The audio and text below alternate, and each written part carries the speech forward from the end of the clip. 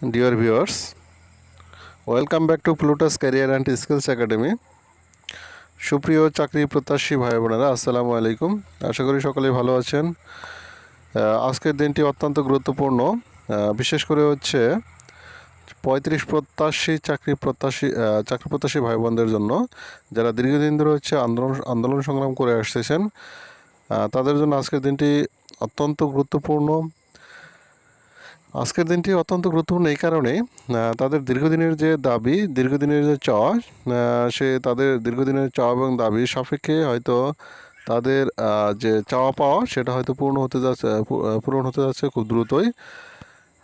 আমি এখানে ছবিতে যে দেখতে পাচ্ছি সেটা হচ্ছে আব্দুল মুঈদ চৌধুরী। ইনি অত্যন্ত হচ্ছে একজন ভদ্রলোক, খুবই ঠান্ডা মেজাজের এবং খুবই ভদ্রলোক। তিনি হচ্ছে এই আহ্বায়ক কমিটির হচ্ছে প্রধান। তিনি যে তথ্যটি জানিয়েছেন, আমরা সেই তথ্য নিয়ে একটু আলোচনা করব। এখানে যে কথাটা বলা হয়েছে যে চাকরিতে প্রবেশের বয়সসীমা স্থায়ীভাবে বৃদ্ধি পাচ্ছে, আমাদের জন্য বিশেষ করে 35 প্রত্যাশী যারা ভাই বলছে আছেন, বিশেষ এবং হচ্ছে 30+ বয়স যাদের হচ্ছে পেরিয়ে গেছে, তাদের জন্য দিনটি অত্যন্ত আনন্দের হবে। কারণ হচ্ছে চাকরিতে প্রবেশের যে বয়সসীমা সেটা কিন্তু স্থায়ীভাবে বৃদ্ধি পাচ্ছে। তার মানে আবার নতুন করে আপনারা প্রতিযোগিতায় অংশগ্রহণ করতে পারবেন বিভিন্ন কম্পিটিশন পরীক্ষায়, অর্থাৎ চাকরি পরীক্ষা। আচ্ছা, আমরা কথা না বাড়িয়ে একটু মূল আলোচনায় চলে যাই। সেটা যেটা বলছে এখানে যে সরকারি চাকরিতে প্রবেশের বয়সসীমা স্থায়ীভাবে বৃদ্ধি পাচ্ছে বলে জানিয়েছেন বয়সসীমা বৃদ্ধির জন্য গঠিত কমিটির আহ্বায়ক আব্দুল মুঈদ চৌধুরী। আচ্ছা, আরও যে বিষয়টি বলা হয়েছে, তিনি যেটি বলেছেন যে বুধবার 2 অক্টোবর সকালে সচিবালয়ের কমিটির আহ্বায়ক আব্দুল মুঈদ চৌধুরী এবং সদস্য সচিব জনপ্রশাসন মন্ত্রণালয়ের সিনিয়র সচিব মোখলেছুর রহমান আন্দোলনকারীর প্রতিনিধি দলের সাথে বৈঠকে এসব কথা তিনি বলেন চাকরিতে প্রবেশের বয়সসীমা 35 করার বিষয় নিয়ে যে দাবি আসছে তা যৌক্তিক মনে করছি। আমরা পৃথিবীর অন্যান্য দেশে চাকরির বয়সসীমা নেই, আমরা যে সেসব বিষয় নিয়ে একটা সিদ্ধান্ত নেব এবং আগামী 7 কর্মদিবসের মধ্যে সিদ্ধান্ত জানানো হবে। এই মুঈদ চৌধুরী কিন্তু তিনি যে বার্তাটা দিয়েছেন, তিনি যে ইঙ্গিতটি দিয়েছেন এবং তিনি সবচেয়ে যে বিষয়টিকে আমলে নিয়েছেন সেটি হচ্ছে পৃথিবীর অনেক দেশেই কিন্তু চাকরিতে প্রবেশের বাধা ধরা কোনো নিয়ম নেই, অর্থাৎ যে কোনো বয়সে চাইলে যে কেউ এই চাকরিতে প্রবেশ করার সুযোগ পাবে। সেই বিষয়টি হচ্ছে তিনি যথাযথভাবে আমলে নিয়েছেন। সে কথাটাই তিনি বলেছেন যে আমরা সেসব বিষয় নিয়ে একটা সিদ্ধান্ত নেব, আগামী 7 কর্মদিবসের মধ্যে কিন্তু সিদ্ধান্তটা জানানো হবে।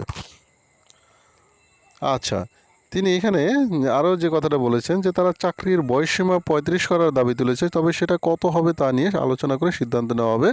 কারণ বয়স যেটা বাড়বে তা নির্দিষ্ট সময়ের জন্য হবে না, হলে তা স্থায়ীভাবে হবে। 5 বছর পরে আবার তা পরিবর্তন হবে সেটা ঠিক না। মন্ত্রিপরিষদ বিভাগ থেকে প্রজ্ঞাপন জারির পর জনপ্রশাসন সংস্কার নিয়ে কাজ শুরু করবে।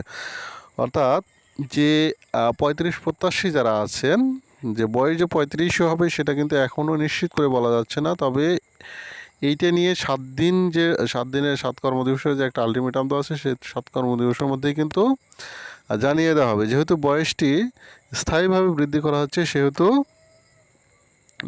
কত হবে সেটা নির্দিষ্ট করে এখনই বলা যাচ্ছে না।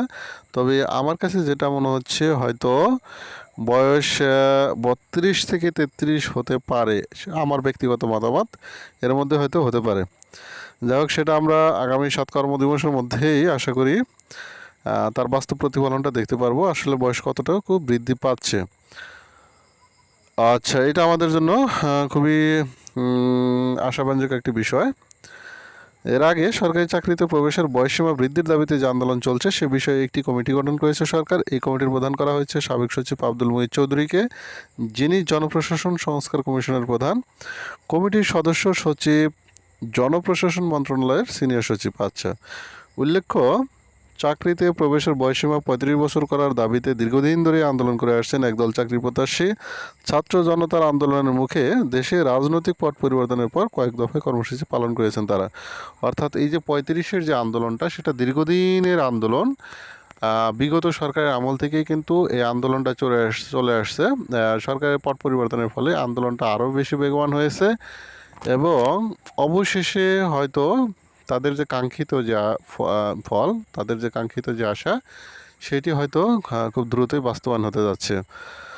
তবে আমি একটি কথা বলবো 35-85 চাকরি প্রার্থী প্রত্যাশী ভাই বোনদের উদ্দেশ্যে, যে আপনারা আর হচ্ছে সময় নষ্ট করবেন না, অযথা সময় নষ্ট না করে, অবহেলা না করে আপনাদেরকে আবার নতুন করে হচ্ছে নিজেদেরকে হচ্ছে প্রস্তুত করে রাখুন। কারণ হচ্ছে বয়স কিন্তু বৃদ্ধি পাচ্ছেই, বয়স কিন্তু বৃদ্ধি পাবে, স্থায়ীভাবে বৃদ্ধি পাবে। সুতরাং নিজেকে যথেষ্ট রূপে, পরিপূর্ণরূপে প্রস্তুত করে আবার হচ্ছে মাঠে নামুন। আপনাদের দীর্ঘদিনের যে আন্দোলনের যে ফল এবং সেটার যে সুবিধা, আপনারা যেন সেটা ভোগ করতে পারেন, সেই কামনা করছি। আজকে এখান থেকে বিদায় নিতে যাচ্ছি। আপনাদের সাথে দেখা হবে আবার পরবর্তী কোনো ভিডিওতে। সে পর্যন্ত সবাই ভালো থাকবেন। আল্লাহ হাফেজ।